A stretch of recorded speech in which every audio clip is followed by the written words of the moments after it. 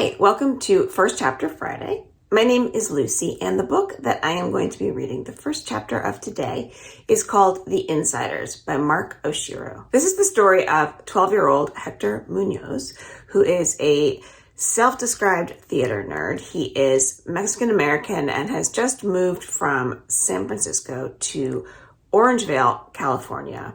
And right away, he finds that he does not fit into his new school. Back in San Francisco, Hector's personality, his style, his sexuality, he happens to be gay, weren't an issue to his classmates.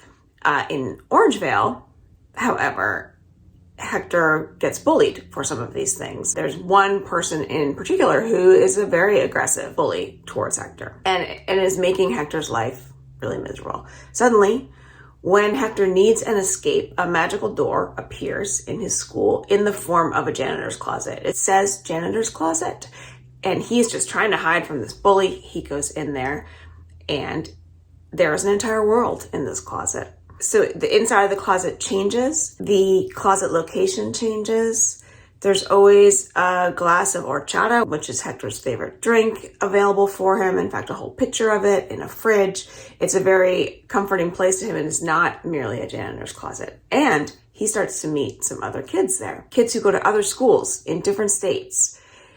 And these are also kids who have something that they either need to escape from or they need to find a room to provide them with a moment to themselves, a moment to step out of a situation. So this room provides them what they need.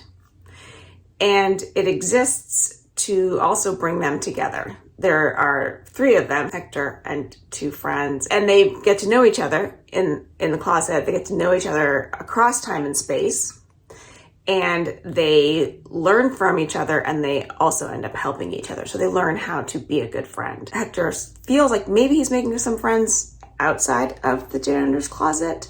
He sits at a table at lunch of people who call themselves the Misfits, but he doesn't quite feel like he connects. And he definitely has a connection with his friends in the closet, but they do all help each other to learn to exist in their real spaces. It's a book that celebrates friendship greatly. It also celebrates family.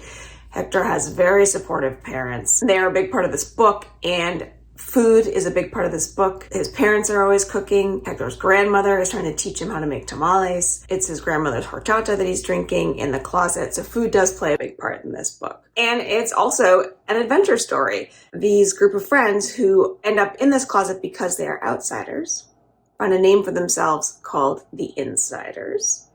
And I will now read the first chapter. Chapter 1. Hector Munoz glittered. Literally. His mommy glanced over at him from the driver's seat and smiled. "You're going all out, aren't you?" she said. "I have to," he said, smoothing out the wrinkles on his black button-down. "First day and all. Gotta let them know what they're in for." She turned the car onto the wide stretch of Madison Avenue. The streets were so much bigger here than anything he was used to back home in San Francisco. Well, not home anymore. It hadn't been a long time since his family had moved to Orangevale, which was definitely not San Francisco. He fell silent as his mother drove him to school. He wasn't going to tell her how fast his heart was beating, or that he missed his friends, that he missed being able to walk through the Mission to school in the morning, that he missed the corner market off Valencia, where the man behind the counter always joked about Hector being too young for coffee. So he fiddled with a tiny stuffed Evie on his backpack.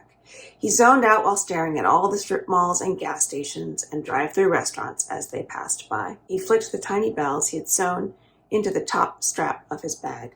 "You'll be fine, mijo," his mommy said as they slowed behind traffic. When he glanced up at her, her eyebrows were raised in concern. "Just be your wonderful self, and it'll all be okay." "You think so?" "Depends on if your new classmates have any taste," she said in a faux serious tone. "You might just be too cool for them." He laughed. "Oh, come on, Mommy. You think that's true?" She grunted. "Honey, the buttons on your shirt match the buttons on your shoes." "True." "And yesterday morning, we saw a man wearing a cargo vest at the store." He nodded. "Also true. I did not know a person could need so many pockets." Mommy turned off Madison toward the school. "What do you think he keeps in them?" Duh, Mommy, his hopes and dreams. They both laughed at that, and Hector was thankful he could joke as often as he did with Mommy. He relied on humor a lot because it just made everything fun. He looked more like his Poppy than his Mommy. She was a lighter brown, and her nose came to a point, and her face was framed with long black hair. Hector had the black curls, the dark brown skin, and the wide nose of his Poppy. But he got his jokes from Mommy. Definitely. He hoped that his humor would get him through this day, because there it loomed, off to the right and at the end of the block, Orangevale Middle School. It was a single story, sprawling. The green grass of the sports field stretched so far back that Hector couldn't even see the fence on the other side of campus. Did it go on forever? Probably. Everything seemed to in this town. Long streets, an endless horizon, and so much space. There were no buildings leaning up against one another. No growing and diving hills with homes that seemed like they were riding the wave of the earth. The other kids were streaming up the steps into the school, and he took a deep breath. I can do this, he said, almost to himself. But his Mommy heard him. I know you can, she said. And then she reached over and grabbed his hand. You're amazing, mijo. You're going to make so many friends, and everyone is going to love you. They better, he said, grinning. I put on my best outfit for them.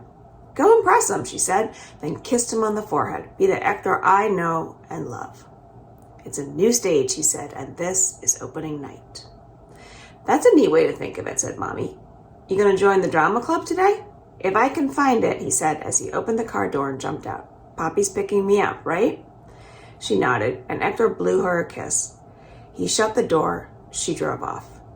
And then it was time. Hector Munoz stood at the bottom step, kids streaming around him and into the wide open double doors. So, this was his new school. It felt even stranger that his first day here was at the beginning of October, too. No matter, he had to make a good impression. So he joined the flow, and moments later, he was inside his new school. The halls were bright, the tiles shiny, and the echoes of voices and scuffling shoes bounced around him. The energy felt different. It wasn't as loud here as his last school. No one was reciting a monologue in the hallway, or singing, or practicing a synchronized dance routine. There weren't any kids running with a giant canvas hoisted on their backs. As he counted 6 kids wearing green cargo shorts, he deeply missed Tim and Sophia, his best friends back in the mission. I'll have to text them, he thought, and he pulled out his phone. No phones out in the halls. The voice rang loud and clear just off to Hector's left, and he froze in place, long enough for someone to bump into his backpack. Out of the way, the girl whispered, and she looked over Hector from head to toe, then shook her head, her blonde curls bouncing back and forth. Seriously, he thought? Did she just judge my outfit? But he had no time to say anything. The woman stood tall in front of Hector, her arms crossed in front of her, and she wore a head-to-toe gray outfit, gray skirt, gray blazer over a gray shirt, and a gray cloth headband, pulling her brown hair back. With impeccably shined gym sneakers on her feet, everything was perfectly matched. Young man, did you hear what I said? Hector did, but he was still lost in all that gray. There was so much of it. Did she dress this way every day? He kind of respected that. Sorry, he said, putting his phone back in his pocket. I'm new here. She raised a brow high on her angular face, which only seemed to stretch it longer. New, she said. Did you already go through registration? Last week, he said. Mommy brought me because there's an order to things here at Orangevale Middle School, she said, cutting Hector off. You can't just do as you please, young man. Oh, okay, he frowned. I wasn't trying to. Did you read our handbook on student conduct? Seemingly out of nowhere, she produced a pale pamphlet and held it out. Perhaps you need a refresher. He shook his head. No, I think I'm fine, Miss Heath, head of campus security, she said, raising her chin higher. And what's your name? Hector Munoz, he said, beaming up at her. There was a notepad in her hand. Where did that come from, he wondered. Where did the pamphlet go? She scribbled something down. She muttered. Well, off to homeroom. You do know where that is, right? What did you write? Mr. Munoz, that is none of your business, she intoned, her voice dropping a pitch. Please continue to class and remember, here at Orangevale Middle School, we follow the rules. Then she turned and walked off down the hallway, her gym shoes squawking loudly on the tile. Well, that was odd, he thought.